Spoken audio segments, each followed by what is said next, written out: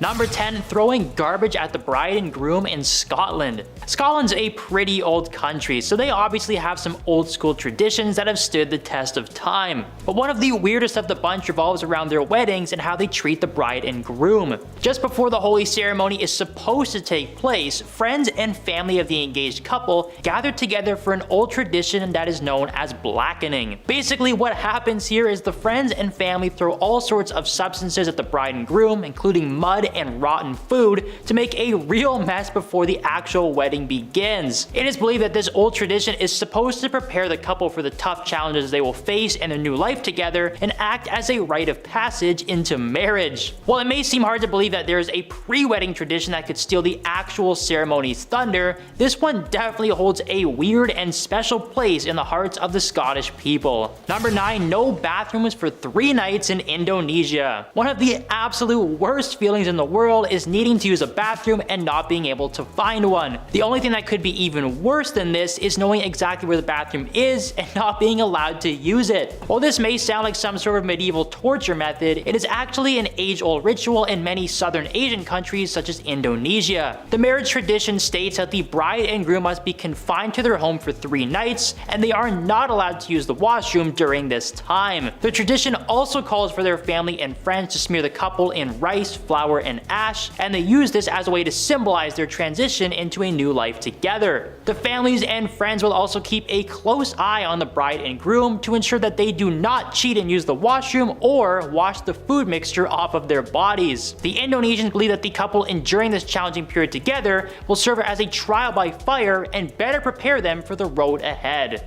Number 8. Mass kissing in Sweden. Okay, so to some people this may not sound like such a bad idea when you first hear it, but when you consider that it involves a bunch of men kissing the bride-to-be, it does sound a little bit unholy in the eyes of a traditional wedding ceremony. However, these Swedish people have decided that if the groom ever leaves the room during the ceremony, then the male guests who are attending the wedding are free to kiss the bride as many times as they like until the groom returns. This definitely seems a bit out of the ordinary, but it's regarded as a lighthearted joke to keep the wedding fun and laid back. And if you thought the bride was the only one who could be a target of the kissing mania, then you would be wrong. As it turns out, the bride also has an action that can set off a total frenzy at the wedding. If she gets up from her seat at any point during the ceremony, then the female guests are allowed to kiss the groom until the bride returns to her seat. There probably aren't too many countries around the world where this would be accepted, but Sweden has fully embraced the kissing tradition. Number 7. Beating the groom's feet in South Korea. This one is probably just as painful as it sounds. After the wedding ceremony has completed and the newlyweds have started their new life together, the groom's first taste of married life is getting his feet absolutely destroyed by a whole host of painful objects. In South Korean culture, the groom's family and friends will tie his ankles together after the wedding and hold him down on a table while they search for whatever items they can find to beat his feet with. The items can range from sticks and rods and even dried fish,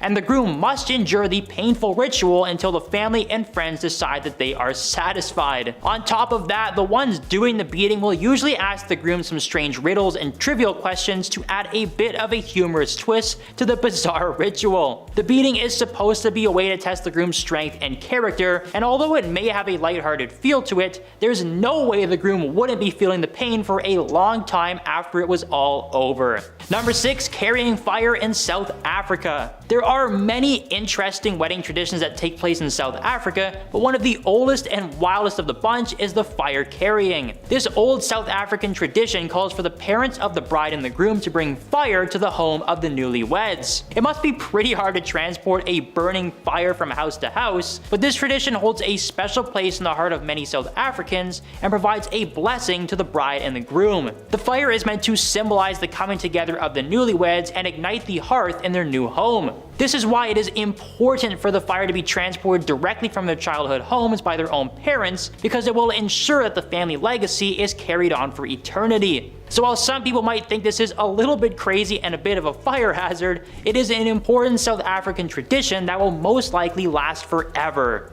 Number 5. Saws for the newlyweds in Germany. People can receive a ton of weird wedding gifts, but in Germany, it is a guarantee that the bride and the groom will receive a beautiful new saw. Yeah, a power tool might not seem like the most beautiful thing to receive on your wedding day, but this tool actually has a very important meaning when it comes to German weddings. It is actually tradition for the bride and groom to saw a massive log together following their wedding ceremony. And since it is a two-person saw and the couple needs to act together to cut the log in half, the challenge is meant to symbolize the strength of the new couple working together and prepare them for the challenges they will face in life. It's also key that the couple is still wearing their wedding attire during the log cutting, which means that those fancy tuxedos and dresses will be covered in wood chips after the ceremony is complete. Now thankfully the log cutting is pretty popular in Germany, so you shouldn't have any problems explaining the wood chips once it's time to return the rental attire. Number 4. Stealing the groom's shoes in India. So in Korea, the groom has his shoes removed for a ceremonial foot beating, but in India, the groom's shoes are likely to be stolen altogether. While some people might think a burglar had broken into the wedding with a desire to steal the shoes, it turns out the real culprits are actually the bride's female friends. It's not really known how this bizarre prank started in the first place, but this is a fairly common and humorous tradition that occurs at Indian weddings. If the groom does not keep a watchful eye on his shoes before the ceremony takes place, there's a good chance they will go missing. The friends will hide the shoes from the groom, who has two options for getting them back. He can either go hunting for them himself and hope he finds them before the ceremony begins, or he can bribe the girls to tell him where they hid the shoes. Considering how embarrassing it would be to show up to your own wedding with no shoes on, your safest bet would probably be to just pay the girls immediately and find out where they hid the shoes. Number 3. The gift of teeth in Fiji. If that one sounds weird to you, that's because it is. Thankfully, it's not human teeth that are being gifted at weddings in Fiji, but it is actually a sperm whale tooth. Before a groom can even think about advancing to the wedding ceremony in this country, he must first ask permission from the father of the bride-to-be. However, just asking for the father's blessing is not enough, and a grand gesture must also be made for the groom to earn the respect of his potential father-in-law. A traditional proposal on the island of Fiji involves the groom and his family presenting the bride's father with a giant tooth from a sperm whale, as this is considered a sacred item in the nation. While this tradition is generally more popular in rural areas, it is still very prevalent all over the country. However, obtaining a sperm whale tooth does not sound like such an easy task. The groom will more than likely have to find someone who is selling a tooth, and they can sometimes cost hundreds of dollars. Add that onto the already expensive wedding ring, and proposals on the island nation really start to add up. Number 2. Brides dancing for money in Cuba. The title of this one definitely sounds a little unholy and probably wouldn't be very well received in many countries around the world, but this is an old tradition at Cuban weddings. It is actually common for other men to dance with the bride at her own wedding in Cuba. However, it's not as simple as just walking up to her and busting a move. In Cuba, any man aside from the groom who wishes to share a dance with the bride will have to come up with some cash if he wants to join in on the fun. The strangest part about this tradition though is that the money is not just handed over in a traditional manner. The men who end up dancing with the bride will actually pin the cash to the bride's dress, and by the end of the dancing festivities, she will be covered in money. While it's pretty obvious to see why this might not look so good in other countries, the cash that the bride earns from the dancing directly supports the newlyweds' honeymoon plans. So it is actually in the best interest of the groom to encourage his friends to dance with his new wife on their special day. And at number 1, spitting on the bride in Kenya. Alright, now the money thing doesn't sound like such a weird idea. This is pretty much exactly what it sounds like, but the meaning behind it is actually very good. And instead of the bride having money pinned to her, Kenyans believe it is a blessing to have the father of the bride spit on her. This is a very old tradition in Kenya that dates all the way back to the early Maasai people, who believed that spitting on someone was a sign of respect. So in this case, the father of the bride spits on his own daughter to show his respect and congratulations for the start of her new married life. It's definitely interesting to see how different acts are treated around the world, because a foreigner who was attending a Kenyan wedding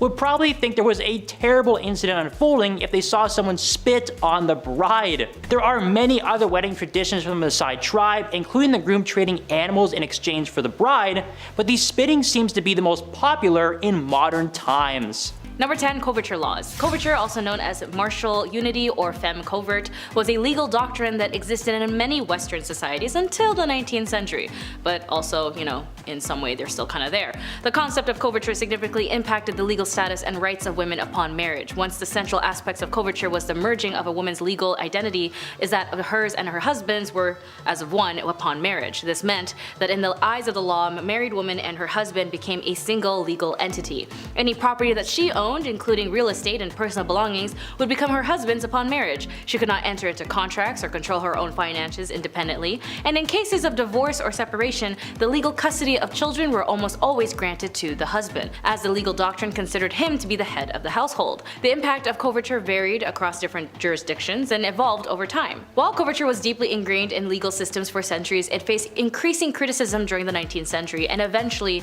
underwent reforms. The movement of women's rights, including the first wave of feminism, played a significant role in challenging and dismantling coverture laws. Number 9. Corset regulations. During the late 19th and early 20th century, there were instances of corset regulations in some regions. Particularly in the United States, these regulations were attempts to address concerns about women's health and their public morality and the potential impact of corsets on the female body. Some US states and cities enacted laws that specifically specified the maximum length of corsets. These regulations were aimed at preventing the creation of extremely long corsets, which were considered not only a fashion concern but also a potential health risk. Enforcing corset regulations proved challenging as it required monitoring and measuring women's undergarments, which were both impractical and invasive. Compliance was difficult to ensure, and these regulations were not universally followed or reinforced, as over time, societal attitudes towards women's fashions and health evolved, and the popularity of corsets waned. Ultimately, the decline of corsets in women's fashions was driven by challenging aesthetics, fashion preferences, and evolving views on women's health. Number 8. Anti-flirtation laws. Anti-flirtation laws were laws or ordinances that at various points in history sought to regulate or prohibit what was considered inappropriate or aggressive flirting behavior in public spaces. These laws were often subjective and reflecting societal norms and values about modesty, decency, and public conduct. The term anti-flirtation laws is commonly associated with the early 20th century in the United States. During this period, some cities enacted laws or regulations aimed at curbing what authorities deemed as inappropriate or unwanted flirtatious behavior. In some cases, though, anti-flirtation laws were actually presented as a measure to protect women from unwelcome advances or harassment. The laws were framed as a way to ensure that a woman could move through public spaces without facing unwanted attention. Enforcing anti-flirtation laws posed challenges, as the laws were vague and determining what constituted inappropriate flirting was inherently subjective. The laws were sometimes criticized for being overly intrusive and arbitrary. Anti-flirtation laws faced criticism from various quarters. Civil liberties advocates argued that such laws encroached upon individuals' rights to free expression and personal interactions. As societal attitudes became more permissive, the enforcement of these laws ended up becoming increasingly unattainable. Number 7. Unequal inheritance laws. Historically, many societies had laws governing inheritance that were unequal and discriminatory, favoring male heirs over female heirs. These laws, rooted in patriarchal norms, often restricted women's rights to inherit property, land, or other assets. Practice like primogeniture is a system of inheritance in which the firstborn son inherits the entire estate of the parents, as this practice excludes daughters and younger sons from inheriting significant portions of the family's wealth. The Borough English system was also a variant of primogeniture in which the youngest son inherited the family estate, while the elder sons received other forms of compensation. Like primogeniture, it disadvantaged daughters in terms of inheritance. While dower rights provided some protections for widows by granting them a portion of their husband's estate, they were often limited compared to the inheritance rights of sons. Dower rights varied, and in some cases widows received only a life interest in a portion of the estate. Over time, reform movements and challenges and changes in societal attitudes led to legal reforms aimed at addressing gender-based inequalities in inheritance. These reforms sought to ensure the daughters had equal rights to inherit all the family property, or whatever is in the will. Number 6. Restrictions on working hours. Restriction on hours for women were common in various parts of the world, often based in societal norms, gender roles, and concerns about women's well-being. These restrictions were part of the labor laws or social norms that limited the hours when women could work, the type of jobs that they could engage in, and in some cases the conditions under which they could work. Laws and regulations in many places historically imposed restrictions on the number of hours women could work in a day or a week.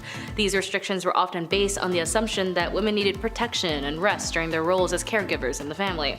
Certain professions and industries that explicitly exclusions for women, limiting their participation based on perceived physical or emotional limitations. For example, some jurisdictions restricted women from working in certain heavy industries or underground mining. Over time, however, changes in social attitudes and evolving perceptions of gender roles contributed to the relaxation of restrictions on working hours for women. As the women's rights movement gained momentum, there was an increase in recognition of women's rights to work without undue restrictions.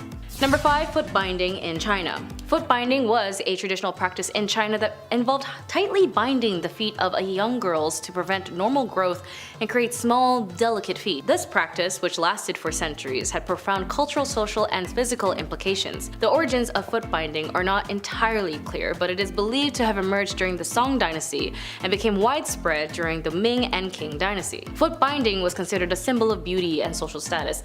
Small bound feet were associated with its feminine grace and delicacy, as it was seen as a mark of a woman's commitment to cultural norms and societal expectations. The bound foot had erotic connotations in Chinese culture, and the practice was linked to a concept of lotus feet. The process of foot binding was often fetishized, and the sight of a woman unbinding her feet was considered intimate. Ew. Social reformers, missionaries, and women's rights activists played a key role in campaigning against foot binding. The practice was finally officially banned in 1912 after the fall of the Qing dynasty, although it does still continue in some areas for a period. Number 4. Banning women on voting. Bans on women voting, also known as the women's suffrage restrictions, were historical practices that denied women the right to participate in political elections and vote. Such restrictions were widespread and persisted in various countries, such as much of history in the 19th and early 20th century saw the emergence of women's suffrage movements advocating for equal voting rights. Activists argue that women, like men, should have the right to participate in democratic processes. The Seneca Falls Convention in the United States in 1848 is often considered the starting point of the women's suffrage movement. At the convention, attendees, including prominent figures like Elizabeth Cady Stanton and Lucretia Mott, discussed the need for women's rights, including the right to vote. The aftermath of World War I saw changes in the suffrage laws in various countries. In 1918, the United Kingdom passed the Representations of People's Act granting voting rights to certain women, and the US ratification of the 19th Amendment in 1920, enfranchising American women. Over time, women's suffrage became a global movement, and many countries progressively extended voting rights to women. The mid-20th century saw a shift towards universal suffrage, where voting rights were not restricted based on gender. Number 3. Limitation on jury services. Limitation on jury services historically for women were common in many jurisdictions, reflecting prevailing gender norms and societal expectations about women's roles. Such limitations often took the form of legal restrictions or cultural bases that excluded or restricted women's participation in jury duty. In some common law traditions, which include legal systems in countries like the United Kingdom and the United States, women were historically excluded or had limited participations in jury services. This exclusion was based on traditional views of women's roles as caregivers, and they perceived the lack of qualifications for legal decision-making or critical thinking. Women's rights advocates and suffragists challenged these exclusions, arguing that women were fully capable of serving as impartial jurors. In the 20th century, legal reforms aimed at dismantling gender-based barriers began to take effect. Legal challenges based on the principle of equal protection under the laws played a role in striking down gender-based exclusions. Courts began to recognize that excluding women from jury service solely based on their gender violated principles of equality and fairness. Despite legal reforms, challenges relating to gender-based biases in jury selections and other systematic issues persist. Efforts continue to address barriers to equal representation on jurors and to ensure diversity and fairness in the judicial system. Number 2. Modesty laws. Modesty laws, referred to as the regulations or dress codes that prescribed a certain standard of modesty in public attire. These laws are often influenced by cultural, religious, or societal norms that seek to regulate clothing choices in alliance with a perceived standard of decency. If you ever heard or seen in regards to dress codes, they are also in an alliance in some sort of modesty forums made in certain spaces. Various societies have implemented dress codes or modesty laws that dictate acceptable clothing in public spaces. These codes may specify the length of skirts and the coverage of shoulders or wearing the head's covering. In some parts of Southeast Asia, if your hair is too long, your teachers actually somehow have the right to cut your hair short. In the US, if you do show your shoulders as a young girl, you could be asking for it. It's truly insane the limitations of these so-called dress codes of control of how one's dressed, no matter the context, is still apparent. Even in women's choices to wear the hijab, and laws in France as well in Quebec have limited or fully banned religious wear like the niqab or burqa when it comes to a woman who actually wants to wear it. Regardless what a person chooses to wear, just mind your damn business. And finally, number 1. Restrictions on education. Throughout history, women have faced various restrictions on education with limited access to formal learning opportunities. These restrictions were often rooted in societal norms, traditional gender roles, and discriminatory beliefs about women's intellectual capabilities. These restrictions were often rooted in societal norms, traditional gender roles, and discriminatory beliefs about women's intellectual capabilities. Women were frequently excluded from institutions of higher learning. Universities and colleges were historically male-dominated, and women faced significant barriers to enrollment. When they were admitted, their choices of study were often limited to certain suitable fields. For example, Ruth Bader Ginsburg had mentioned during her studies at Harvard it was a very rare few amount of women were allowed into these highly academic spaces, only to be challenged why were they there when a man should have been there instead. Restrictions on women's educations were not limited to any specific region or culture. Different societies impose on varying degrees of restrictions, and progress towards gender-inclusive education has occurred at different rates around the world. While progress has been made, challenges to women's education persist in some regions. Factors such as poverty, cultural norms, and gender-based violence can be impeded access to education for girls and women. As an example, Malala Yousafzai is one of who's personally experienced violence for advocating for education for women. But thankfully with her survival and recovery, her activism still persists in encouraging and inspiring women everywhere to strive for education. Number 10. Marriage. All good women have lost a marriage into war, famine, disease, and disaster. I know some might think initially that this isn't a punishment, but in the cases of the Victorian women, the societal status of being a woman was only seen based off of the ideologies that needed to be pure and clean. Your bodies were seen as temples, and it shouldn't be decorated with jewelry, nor should it be used for physical activities or your own personal pleasures. You couldn't oppose men, and you being wealthy or a spinster was the only exception. Single women were looked down on with shame and pitied, and as your main purpose as a woman was to marry and reproduce. Even young girls at the age of 8 to 12 would stop working as if there was no child labor laws or protection laws for children, and as soon as these women or young girls were able to menstruate, they would be negotiated into marriage and no longer be able to sustain themselves financially or just be a kid.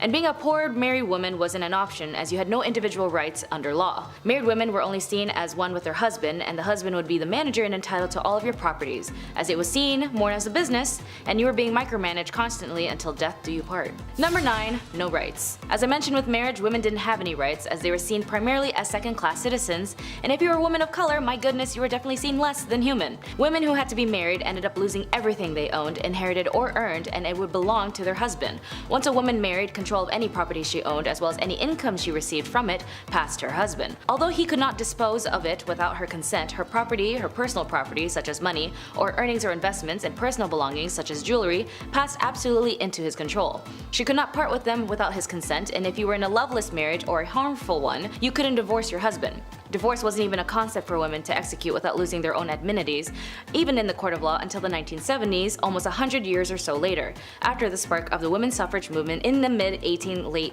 1800s. So men had the right to divorce his wife under the grounds of adultery, but women had to prove her husband was unfaithful, combined with other allegations including cruelty, bigamy, incest, and so on. Luckily, in the 1857 Act, divorce did become a bit easier little by little, but again only under the impression that the woman had legal grounds and proof her husband was unfaithful, with evidentiary support to back up her claims. And even then, she could finally earn some of her possessions. As for the husbands, if he wanted to divorce his wife, he didn't have to do anything, he could just say it and it would be fine. Number 8. No education. To me, education is extremely important, as it was something I learned growing up in my family, that education liberates you to understand yourself, those around you, and the world better.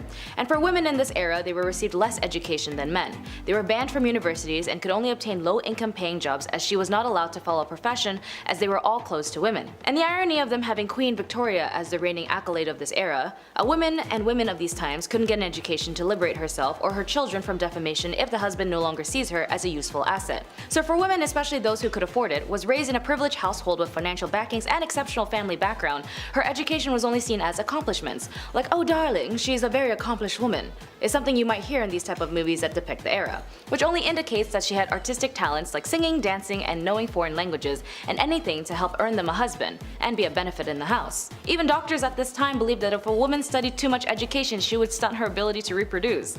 Wild as hell. And when university allowed women to attend their lecture halls, their families would actually forbid them from going, worried that it would prevent them from finding a husband. Number 7. The right to work. Work was only available to those who had no choice, as their societal status prevented them from leveling up to the ladder to have a better life independently. Even more so, women who were labeled as part of the working class, these women fueled the industrial revolutions, making up to 60 to 80% of the working force in light industries such as cotton manufacturing. Even more so, those who were labeled as part of the working class, women of this era fueled the industrial revolutions, making up to 60 to 80% of the workforce in light industries such as cotton manufacturing. Women that had jobs outside of the home made them less likely to marry, leaving them with no choice but to stay in undesirable situations that made them undesirable themselves. In one study by the Buffalo State had noticed classing women and children together as helpless creatures needing the protection of strong men. They were indignant at the knowledge that women had to support themselves, that they had suffered degrading wrongs as working women. So for some, they'd have to result themselves into committing adult work, or even for some unfortunate circumstances, be sold into adult work, as they had often had heavy debts from predecessors or even used as bargaining chips for their partners.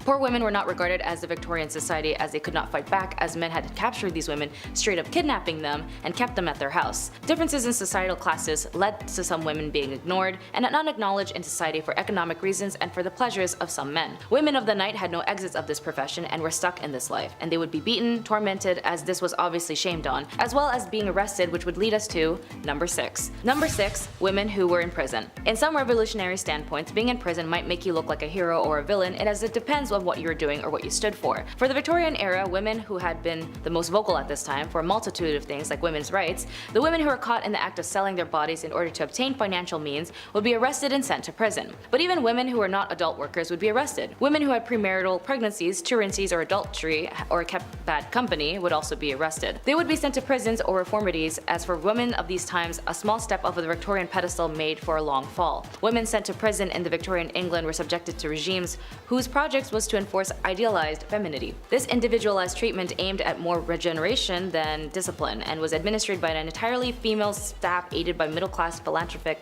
lady visitors. Considering women were placed only into 2 categories, being a wife and a mother, the reality is that they lived in a world that discriminated heavily against them. Due to their superior physical strength, men considered themselves the dominant sex and sought to keep women subdued for as long as they could. Number 5, prison life. Being accused of being an idle and disorderly woman seems like a very vague and inconvenient statement today, as it holds no worthy of prosecution, but for these women of these times, you would definitely go to jail for that. These roughly defined offenses were common charges against women in the 18th century. At least in some records of the names of these women have survived, there are 2 on the list who are silently identified, only known as an unknown woman, cannot give any account of herself, and the other being accused of being a vagrant and an idiot. Which, of course, being an idiot isn't a crime unless you're doing something idiotic that hurts another person. Then yeah, I guess being an idiot is a crime. It is possible that up to 2/3 of prisoners in the House of Corrections, like the one at the prison called the Wakefield House of Correction, were female. Beating hemp was the usual form of hard labor, as well as if the women refused to comply or being able to commit to tasks, whipping and beatings were also a commonplace, particularly to those who convicted of vagrancy, lewd conduct, and night walking. Number 4, domestic harm. This is sort of stemming back to the whole marriage thing in number 10, as it basically ties in on how horrible life was being a woman in the Victorian era, or just being a woman in general in any historical time. With these sacrifices and determinations of these women, as they ensured the women like me were able to gain access slowly but surely to equal rights, but sadly when it comes to marriage for some of these women, they're also at risk of being in harmful relationships that were extremely normalized at the time. Violence against women and the lack of protection was common, as there were no laws for the physical violations they had to endure. After all, when you got married, everything you owned belonged to your husband, and so did your body, with or without consent. Domestic violence was an issue that captivated the Victorian imagination due to the unprecedented visibility that domestic harm began to receive in the press and the emergence of an ongoing debate during the 1840s and the 1850s. Domestic violence was an issue that captivated the Victorian imagination due to the unprecedented visibility that domestic harm began to receive in the press and the emergence of an ongoing debate during the 1840s and 1850s about the domestic harm and other marriage issues that affected women. Like all laws that slowly opened gateways to other clauses, the 1828 Offences Act that targets working class violence helped a cultural shift on the subject, and domestic violence became a topic to the public. Number 3, the angel of the house. or the angel in the house. When it came to the liberation, it all stemmed with the women's rights group's fought for equality and over time made strides in attaining rights and privileges. However, many Victorian women endured their husband's control and even cruelty, including sensual violence, verbal abuse, and economic deprivation. And there's no way out of it as it got worse, as a man named Coventry Patmore published a book called Angel in the House. It consisted of poems and the ideal Victorian marriage, and although it came from a place of grief at the loss of his first wife, the book had suddenly become a staple in women's behaviors in marriages, and then became a standard of their status. A woman's proper role was to love, honor, and obey her husband, as her marriage vows stated. A wife's place in the family hierarchy was secondary to her husband, but far from being considered unimportant. A wife's duty to tend to her husband and properly raise her children were considered crucial cornerstones of social stability by the Victorians. Representations of ideal wives were abundant in Victorian culture, providing women of their role models, and the Victorian ideal of the tirelessly patient, sacrificing wife is what depicted the angel in the house. And for these middle-class women, mimicking the angel in the house gave them more opportunities to find a successful match in marriage. Number 2, the House General. The House General, in a term coined in 1861 by Isabella Beeton in her influential manual, Mrs. Beeton's Book of Household Management. Because for women they needed a manual on how to be a good wife, a good woman, and a good so on and so forth, here she explained that the mistress of the house is comparable to the commander of an army or the leader of an enterprise. To run a respectable household and secure the happiness and comfort and well-being of her family, she must perform her duties intellectually and thoroughly. For example, she had to organize, delegate, and instruct her servants, which was not an easy task as many of them were not reliable. Isabella Beeton's upper-class readers may also have a large complement of domestics, a staff requiring supervisions by mistress of the house. Beeton's advised her readers to maintain a housekeeping account book to track spending. She recommends entries and checking the balance monthly, but also keep in mind this is the same lady who told people to put borax in bread to save money. This may not seem like a big punishment for some viewers, but if you were told that you needed a manual to how to live your life so you wouldn't be kicked out of society, that's not something that's a preference today, is it? And number 1, Asylum. Now, if you're a woman who was out of the realms and just didn't want to be part of society like everyone else, maybe just suffered a series of mental health issues or even just looked ugly, you might find yourself in an asylum. They had such ridiculous reasons to lock up a woman, as I mentioned in the prison section on this list. From being a vagrant, disorderly, or whatever the case was, you'd go to prison, or even more so, to the asylum. For some families, if they just didn't know what to do with you, they just toss you into the asylum for not being complicit. In an investigation by a very passionate and amazing writer named Nellie Bly, she had experienced firsthand on the field of the mistreatments, the devastating conditions, and harm patients had to endure. In her report published in 1887 and later published in the book 10 Days in the Madhouse, it caused such a sensation it prompted the asylum to implement reforms and shed the light on the significant impact on American culture. Anyways, being a woman was tough as hell in the Victorian era, but with their determination for the right to vote, the women's suffrage movement that enforced lawmakers to ensure them to obtain sustainability today is the reason why there are so many genuinely incredible women who are able to become who they want to be. And it is important to note, those who do not know how to look back at where they came from will never get to their destination. So be sure to read up and learn a lot. After all, the answer in our future is laid dormant in our past. Number 10. Drowning. Drowning as a form of punishment was not a common practice in ancient Egypt, at least as far as historical records and archaeological evidence indicate. The ancient Egyptians had a legal system with various forms of punishment, but the various methods were typically less severe than drowning. But in records of the Code of Hammurabi, which was one of the oldest and known legal codes in human history, it provided a comprehensive set of laws covering a wide range of aspects of daily life, including civil, criminal, and commercial matters. One of the most famous aspects of the code is the principle of an eye for an eye, a tooth for a tooth, which laid out specific punishments for various offenses. Mentioning drowning, if there was adultery with a neighbor's wife, or if you had intimate relations with your daughter-in-law, more or less these punishments would go both ways, but interestingly enough, the laws depended on the person. Number 9. Disinheritance. In ancient Egypt, inheritance and property rights were complex and evolved over time, with some variations depending on the specific period and social status of individuals. Generally, women did have rights to inherit property, but there was significant differences between men and women in terms of inheritance. During the early dynastic periods, women had relatively more rights, and they could inherit and own property. However, as the society became more stratified and centralized with the rise of the pharaonic state, inheritance laws became in favor more for males. By the time of the Middle Kingdom, women's rights to property and inheritance were were gradually eroded.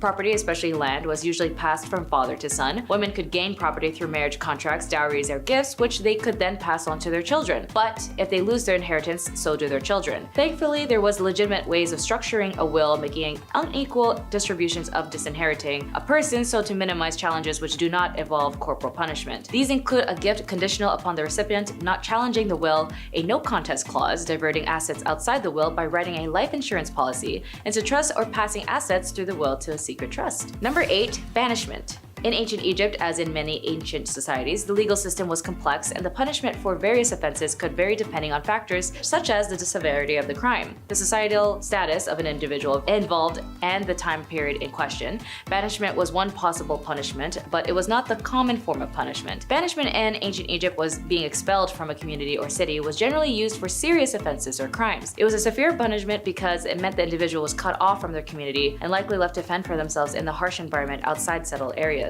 And for women, it was typically a rare occurrence as the legal system in ancient Egypt was based on the code of law that changed over time, and evidence suggests that women could be subjected to various forms of punishments for their crimes, including banishment. Number 7. Punishment. More commonly, punishments for women in ancient Egypt might have included fines, corporal punishments, or forced labor. For serious crimes, especially those that threatened the social order or involved treason, more severe punishments like execution might be applied, but in some cases for less serious offenses, women might be required to pay fines. These fines could be in the form of money, goods, or livestock. Women, particularly those of lower social status, could be sentenced to perform labor as a form of punishment. This might involve agriculture work, construction, or other forms of manual labor. Depending on the nature of the offense, a woman's property or belongings could be confiscated as a form of punishment. As mentioned earlier, banishment was a possible punishment for serious offenses. Number 6. Beatings. In ancient Egypt, like in many ancient societies, corporal punishment, including beatings, could be a form of punishment for women, particularly for offenses that were considered serious or morally reprehensible according to the prevailing nature and culture and legal norms. It's important to note that the application of punishment varied depending on factors such as societal status and specific time period and the region within ancient Egypt. Corporal punishments such as whipping, beating, or other forms of physical punishment could be administered for various offenses. This might be more common for crimes like theft or adultery. Examples would be like switches, flexible branches, or vines could have been used for beatings. They would be capable of inflicting pain without causing severe injury, as wooden paddles with a flat surface could also be used for beating as well. They would also have been effective in delivering blows to specific areas of the body, and the simplest form of beating would be involved with the hands and fists. This method would also be easily accessible and wouldn't have to require any specialized tools, as well as whips, sticks, and rods. Number 5. Strangulation. Now for the more morbid section on this list, although stoning may seem like a common thing in this era as a form of capital punishment, whereas an individual is pelted with stones until death actually was not common associated with ancient Egyptian legal practices based on available historical and archaeological evidence. The primary method of execution in ancient Egypt was typically strangulation or impalement. Stoning as a form of capital punishment is more commonly associated with other ancient cultures in the region, such as ancient Mesopotamia or parts of the Levant. In these societies, stoning was indeed known as a form of capital punishment for various offenses, including adultery. Strangulation was one of the most common methods of execution in ancient Egypt.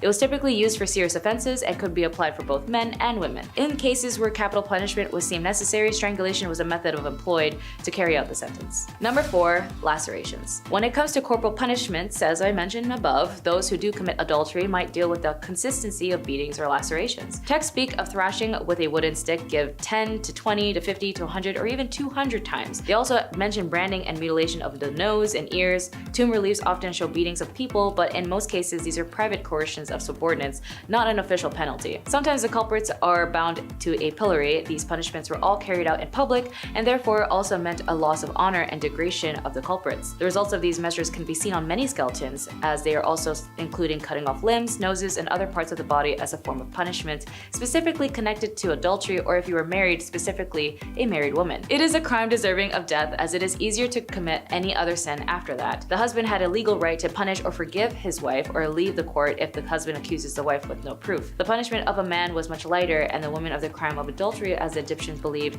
that offense violence falls primarily in the hands of the women, while the women would be killed as the men would severe just 1,000 blows. Number 3. Burning alive. Referring back to the Code of Hammurabi, the code was enlisted under the morals and the laws in ancient Egypt and Babylon. When it came to intimate relationships with your close family, you'd be subjected to many listed punishments, as in dealing with seduction or physically harming someone intimately. The Hammurabi inflicts the penalty of burning if you were to have a physical intimacy with your mother, but since this was ancient Egypt, unless you were royal who needed to pull an Oedipus complex to maintain your rule and connection to the monarch position, it wasn't something looked down on but normalized, as this is a civilization that needed a monarch rule at all times to guide the nation. But it is good to note that it was a typical Western interpretation that this era was prone to burning alive people, when the irony was that the Europeans burning women, being witches or even more heresy, were more burned. Number 2. Head be gone. The ancient Egyptians set harsh punishments for those accused of treason or corruption. The death penalty was usually applied by impalement, thumping, or a 100-fold fine, and this applied to both men and women. The decree also referred to the death penalty for someone who steals an animal belonging to the temple and transfers it to another party, while confiscating the property of the thief in favor of the stolen temple. The ancient Egyptians distinguished between the stolen goods and the bear the attribute of holiness and considered it a religious crime that requires execution, and those stolen goods that do not affect the sanctities, settling for the penalties of beating and the fine for the theft 100 times of the value of the stolen items. Number 1. Buried alive. Of course, all of these leads to death eventually, as the punishments were drastic, dangerous, violent, and vile. I mean, if you somehow survived the beheading, then what a miracle that would be. But death was only reserved for the extreme measures of punishment for women of these times. As I mentioned, there was very minimal, if not just the common punishment of corporal punishment. The scariest, in my opinion, would be buried alive. In some cases, individuals might be sentenced to be buried alive, although this was likely a very rare extreme form of punishment, most likely only reserved for the ones with extreme cases of crime. It's important to keep in mind that our knowledge of specific cases and punishment in ancient Egypt is limited, as much of what we know is derived from inscriptions, legal texts, and other historical records. Additionally, practices may have varied over time and in different regions of ancient Egypt. The legal systems and punishments evolved over the millennia, so there could be variations in practices depending on the specific period within ancient Egypt history. Number 10. Clara and Katrina Morova. Clara was actually a very loving and acceptable mother to her 2 sons, Anderej and Jacob, where they would take trips and summer camps, and she would play with her sons all the time. It wasn't until a new child entered their home by the name of Annika, and Clara and her sister Katrina were part of a cult named the Grail Movement. When Annika came into the picture, it was under the support of Katerina and Clara's sister, where she was told by Katerina that Annika was a 13-year-old who escaped from a trafficking gang that had physically harmed her. Annika was also apparently very sick and suffered many illnesses, which gained Clara's sympathy. Clara wanted to adopt Annika after bonding with her so quickly, and even had a mystery doctor tell her how to take care of Annika. This same doctor told Clara that her sons were a problem and needed to be cured from their evil spirits. It was then Clara would do an equivalent amount of violating and harmful things to her biological sons, like shock therapy, making them eat their own flesh,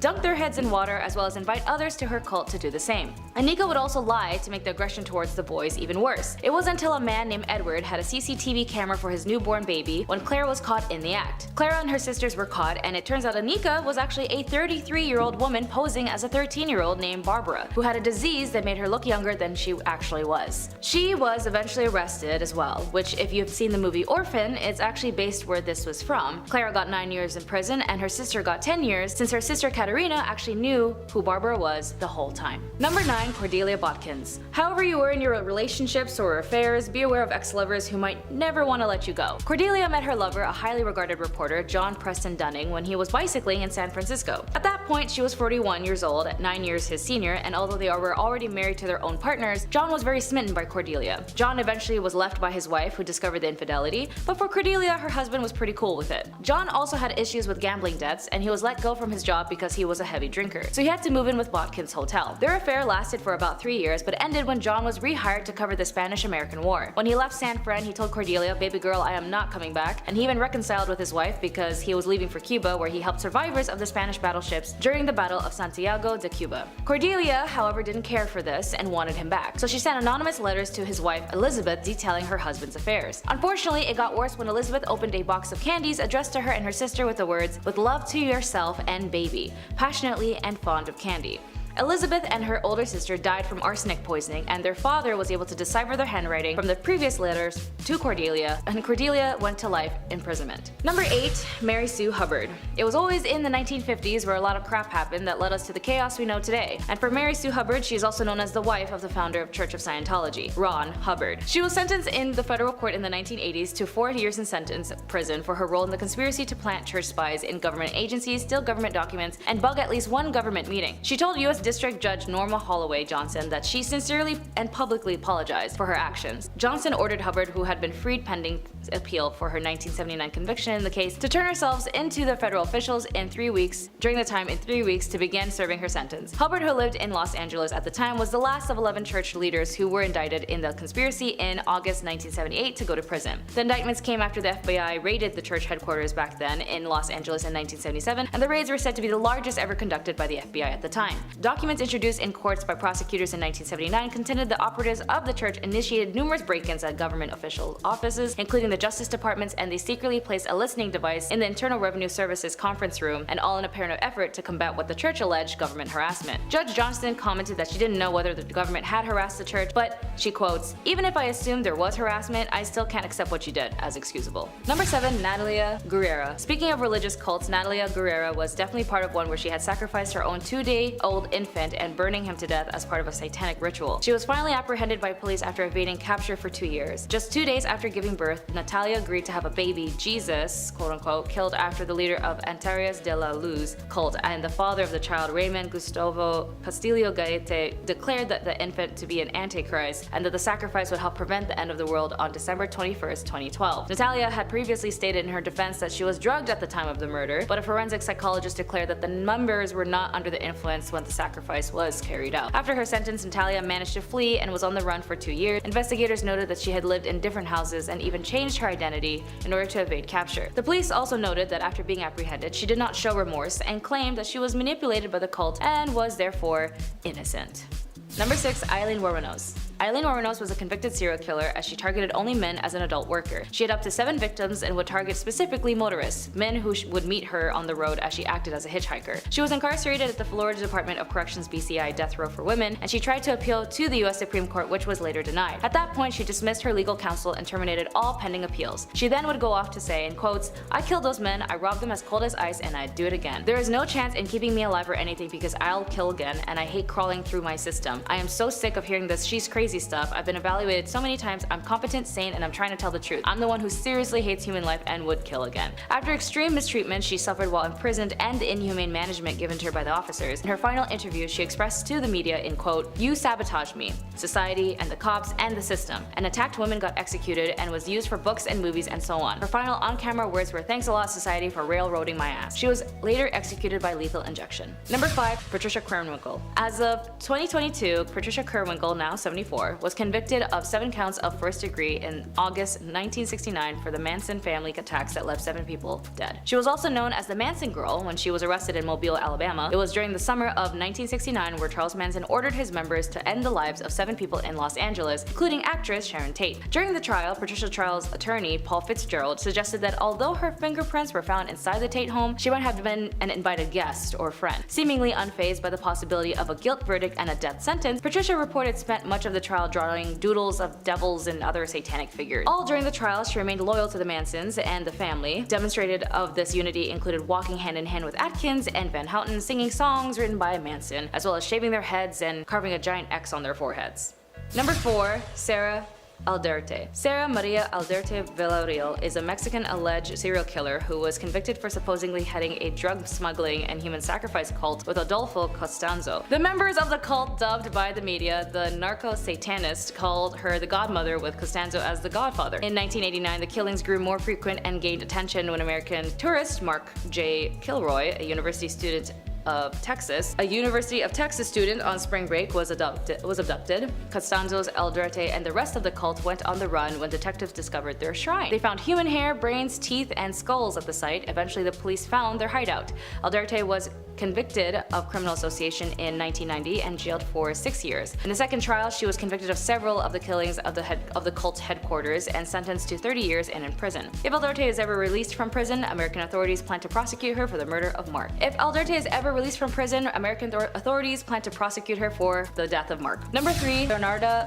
Chuli. Known as the soap maker of Correggio, Leonardo Chuli was a serial killer from Italy. Chuli was devastated after learning that her son was going off to prepare for the war in World War II. To keep him safe, Chuli offered human sacrifices. She killed 3 of her neighbors with an axe and made tea cakes out of their remains. Not only would Chuli eat these cakes, but she would also serve them to guests, and Chuli's third victim, Virginia, who was made into both teas and cakes and bars of soap. Once again, this soap was gifted to friends and neighbors, and Chuli was eventually sentenced to 30 years in prison. Sorta sounds like the femme version of Sweeney Todd, but a Bath and Body Works edition. Number 2. Enri Marta. Often referred to as a vampire owing to the nature of her crime, it is generally believed that Marta kidnapped kids off the streets of Barcelona and put them in her work brothel. It's also believed that Marta killed minors and used their blood and remains in various elixirs. She then sold these elixirs to the rich, claiming that they treated dangerous ailments like tuberculosis. 12 victims have been linked to her, although it's suspected that she killed many more. Although some historians defend Marta and argue that her crimes weren't as bad or as many as the traditional story suggests. She was actually detained and jailed in the Reina Amalia prison.